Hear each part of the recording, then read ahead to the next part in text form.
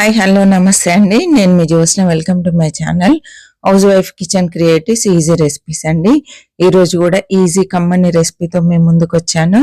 Summer special recipe అండి. వడియాలు చేసుకోబోతున్నాం బియ్యం పిండితో. చూసారు కదా ఎంత పలపల్లాడుతూ ఎంత చక్కగా వచ్చాయో వడియాలు. ఈ వడియాలు అయితే సంవత్సరం పాటు నిల్వ ఉంటాయండి. చక్కగా మనము ఫ్రిడ్జ్ లో పెట్టాల్సిన పని లేదు. ఒక డబ్బాలో వేసి మంచిగా ఆరబెట్టిన తర్వాత డబ్బాలో వేసి పెట్టేసుకున్నామంటే సరిపోతుంది. ఇంకా నాకు తెలిసినంత వరకు అయితే అమావాస్య రోజు చక్కగా ఎండలో ఆరబెట్టామనుకోండి అసలు పురుగు రాదు. అంటే చాలా కాలం నుండి వస్తున్న విషయమే ఇది. పౌర్ణమి రోజు ఎండబెడితే పురుగు వస్తుంది, అమావాస్య రోజు ఎండబెడితే పురుగు రాదు అని చెప్పి పెద్దవాళ్ళు చెప్తూ ఉంటారు. మరి అది ఎంతవరకు నిజం అనేది మీరు కూడా తప్పకుండా కామెంట్ చేయండి. చూసారు కదా ఎంత చక్కగా వస్తున్నాయో వడియాలు. ఈ సమ్మర్ లో ఇవి తప్పకుండా ట్రై చేయండి. చేయడం రాని వాళ్ళు కూడా ఈజీగా చేసుకునే విధంగా ఈ రోజు నేను టిప్స్ అన్ని షేర్ చేస్తా అండి. తప్పకుండా చివరి వరకు చూడండి, స్కిప్ చేయకుండా. ఈ రెసిపీ అందరికి నచ్చుతుంది, అందరికీ ఇష్టం అండి. ముఖ్యంగా చెప్పాలంటే ఇష్టమైన రెసిపీ చేయడంలో కష్టం అనిపించదు, కాబట్టి తప్పకుండా ట్రై చేయండి. నేనైతే బియ్యం పిండి తీసుకుంటున్నా అండి. నార్మల్ బియ్యము, స్టోర్ బియ్యం తీసుకొని పిండి పట్టించాను. ఒక 4 గ్లాసుల బియ్యం పిండి తీసుకున్నానండి. ఇవి నానబెట్టాల్సిన పని లేదు, ఉట్టిగానే నార్మల్ గా ఇసుక అన్ని శుభ్రం చేసేసి మనం మిల్లుకి వేసుకోవడమే. దీంట్లోనే కొంచెం ఓమా వేసుకోవాలి. ఓమా అనేది 1 టేబుల్ స్పూన్ వరకు వేస్తే సరిపోతుంది. 4 గ్లాసుల బియ్యం పిండికి 1 టేబుల్ స్పూన్ ఓమా పడుతుందండి. ఇలా వేసిన తర్వాత అంతా ఒకసారి చక్కగా మిక్స్ చేసుకొని పక్కన పెట్టేసుకోవాలి. ఇప్పుడు ఈ పిండి ఉడకబెట్టడానికి కావాల్సినటువంటి నీళ్లు తీసుకుంటున్నామండి. 1 గ్లాస్ పిండికి 3 గ్లాసుల నీళ్లు తీసుకోవాలండి. అంటే మనం మొత్తం 12 గ్లాసుల వాటర్ తీసుకోవాలి. 4 గ్లాసుల పిండి తీసుకున్నాం కాబట్టి 4 మూల 12 అండి. 12 గ్లాసుల వాటర్ తీసుకుంటున్నాను నేను. కొంచెం పెద్ద పాత్ర అయితే బాగుంటుంది, కొంచెం మందంగా ఉన్న పాత్ర తీసుకోండి. స్టవ్ మీద పెట్టి స్టవ్ ఆన్ చేశానండి. ఆన్ చేసి ఇప్పుడు ఇందులో సాల్ట్ వేసుకోవాలి రుచికి సరిపడా. నిజానికైతే ఈ సైజు స్పూన్ తో 4 స్పూన్ల సాల్ట్ వేస్తున్నాను. మనకు స్టీల్ స్పూన్ అయితే 1 గ్లాస్ కి 3/4 టీ స్పూన్ సాల్ట్ పడుతుందండి. కొంచెము వేసిన తర్వాత అన్ని 4 టీ స్పూన్స్ వేసిన తర్వాత ఇలా కలిపి ఒకసారి ఉప్పు టేస్ట్ చూసుకోవాలి. టేస్ట్ చూసినప్పుడు నీళ్లు కొంచెం ఉప్పుగా అనిపించాలండి. మరీ ఉప్పు ఎక్కువ ఉండకూడదు, లైట్ గా ఉప్పు ఎక్కువ ఉంటే సరిపోతుంది.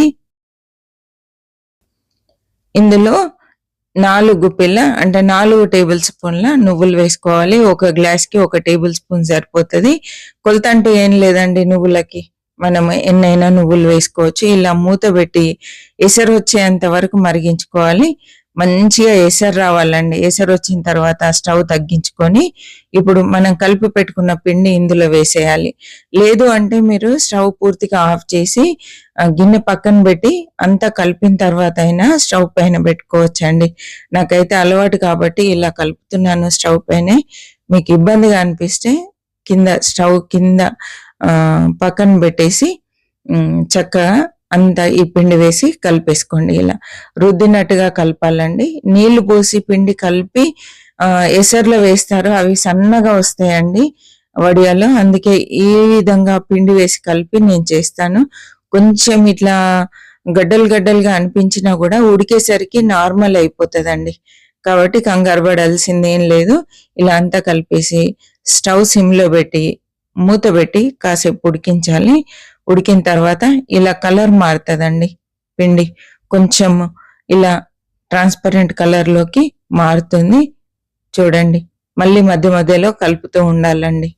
ఇలా కలర్ చేంజ్ అవుతుంది. ఉడికిన తర్వాత ఒకలాంటి గ్లాస్ కలర్ లోకి, ట్రాన్స్పరెంట్ కలర్ లోకి వస్తుందండి. తెల్లగా కాకుండా కొంచెం డల్ కలర్ లోకి వస్తుంది. అలా అయ్యేంత వరకు ఉడికించాలి. కొంచెం పిండి కూడా చిక్కగా అవుతుంది. చిక్కబడేంత వరకు మనము ఉడికించుకోవాలండి. చూసారా కలర్ లో ఎంత మార్పు వచ్చేసిందో. ఇలా అయ్యేంత వరకు ఉడికించాలి. చూడండి, పిండి చక్కగా ఉడికితేనే వడియాలు చక్కగా పొంగుతాయండి. లేదు అంటే గట్టిగా అయిపోతాయి. కాబట్టి మంచిగా ఉడికించుకోవాలి పిండిని. మరీ ఎక్కువసేపు ఉడికించారనుకోండి మాడిపోయినట్టుగా వడియాలు నూనెలో వేయగానే మాడిపోతాయండి. కాబట్టి ఆల్మోస్ట్ ఒక 5 మినిట్స్ మనం పిండి కలిపిన తర్వాత సరిపోతది. ఇప్పుడైతే నేనైతే పైకి పిండి తీసుకెళ్తున్నాను. కొంచెం ఆరిన తర్వాత మనము ఇలాంటి పావులలో పెట్టి వేసుకోవాలండి.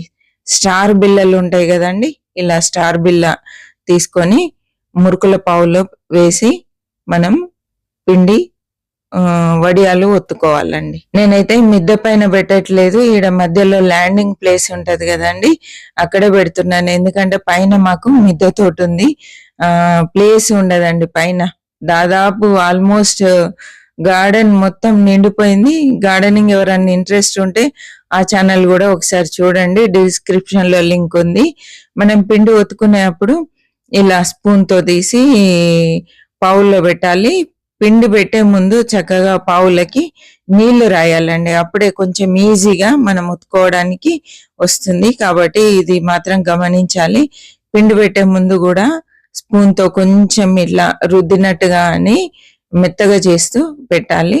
మూత పెట్టి ఉంచుకోవాలండి పిండిని. మూత తీసేసి మనం ఆరనివ్వద్దు, అప్పుడు పిండి గట్టి పడిపోతుంది. కాబట్టి కొంచెం జాగ్రత్తగా చేసుకుంటే చక్కగా ఇలా వడియాలు వచ్చేస్తాయండి. 4 గ్లాసెస్ కి ఒక హాఫ్ బెడ్ షీట్ వచ్చిందండి, అంటే 1 kg.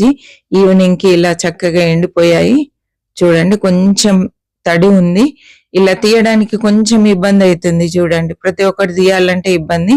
ఇలా ఇబ్బందిగా వచ్చినప్పుడు ఏం చేయాలి అంటే క్లాత్ తిప్పి బ్యాక్ సైడ్ మొత్తం నీళ్లు చల్లుకోవాలండి లైట్ గా. బెడ్షీట్ మొత్తం ఇలాగే చల్లి ఒక్క 2 నిమిషాలు పక్కన పెట్టేయాలి. పక్కన పెట్టేసిన తర్వాత మనం ఇలా తీస్తే ఊరికేనే వచ్చేస్తాయి. చూసారా ఎంత ఈజీగా వస్తున్నాయి, చాలా ఈజీగా వచ్చేస్తాయండి. ఇవన్నీ తీసి చక్కగా ప్లేట్లలో పెట్టి మనం నైట్ ఫ్యాన్ గాలికి పెట్టామనుకోండి చక్కగా ఆరిపోతాయి. ఒకటే దగ్గర కుప్పలాగా వేయొద్దండి, విడివిడిగా పెట్టాలి. ఒక 3-4 రోజులు ఎండబెట్టిన తర్వాత వడియాలు ఇలా తయారయ్యాయి చూడండి, ఎంత చక్కగా ఆరిపోయాయో. మధ్య మధ్యలో వైట్ గా అక్కడక్కడ కనబడుతుంది, అయినా ఏం కాదండి, చక్కగా ఆరిపోయాయి. ఇప్పుడు చూడండి, ఆయిల్ మరి ఎక్కువ వేడైతేనేమో ఎర్రగా అయిపోతాయి, తక్కువ వేడైతే అస్సలు పొంగవండి. మీడియంగా హీట్ అయిన తర్వాత ఇలా వేసి చక్కగా 2 వైపులా తిప్పుతూ వేపుకోవాలి. అసలు ఇవి ఇష్టం లేని వాళ్ళు, తినని వాళ్ళు ఉంటారా అండి? అందరికీ ఇష్టము ఇంట్లో చేసినవి. అది సమ్మర్ లో అయితే ఇక మా ఇంట్లో అయితే పప్పుచారు, వడియాలు ఇంకా రోజు నడుస్తూనే ఉంటాయండి. మీకు ఎలాంటి ఫుడ్ ఇష్టమో తప్పకుండా కామెంట్ చేయండి. చూసారు కదా సింపుల్ గా టేస్టీగా ఎలా తయారు చేసుకున్నామో. మీ అందరికి వీడియో నచ్చింది అనుకుంటున్నాను. నచ్చడం కాదండి, ముఖ్యంగా ఉపయోగపడింది అనుకుంటున్నాను.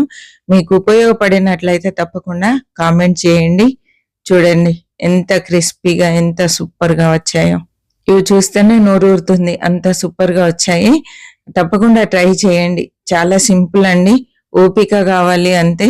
ఎందుకంటే ఎక్కువ టైం కూడా తీసుకోదు. ఆరబెట్టడానికి ఓపిక కావాలి, 2-3 రోజులు ఆరబెట్టుకోవాలి. కాబట్టి కొంచెం ఓపికగా చేసుకోవాలండి. ఓకే అండి, నచ్చినట్లయితే లైక్ చేయండి, షేర్ చేయండి, సబ్స్క్రైబ్ చేయండి. మరి ఒక మంచి రెసిపీతో మళ్ళీ కలుద్దాం. అప్పటి వరకు సెలవు అండి. తప్పకుండా మీ ఫ్రెండ్స్ కి, రిలేటివ్స్ కి షేర్ చేయండి. కొత్తగా చూస్తున్న వాళ్ళు ప్రీవియస్ వీడియోస్ చూడండి.